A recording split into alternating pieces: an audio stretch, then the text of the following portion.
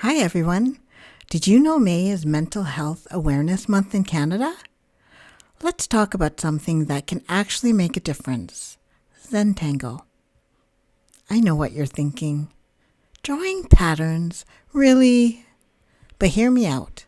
This isn't just doodling. ZENTANGLE is a proven mindfulness practice that reduces anxiety, improves focus, and creates a mental escape when life gets overwhelming. Here's why May is the perfect time to start. Studies show just 15 minutes of ZENTANGLE can lower cortisol levels. That's your stress hormone. Think of it as meditation you can see. Every pattern you create is proof that you took time for your mental health today. This Mental Health Awareness Month, let's normalize taking creative breaks. Let's make self-care tangible.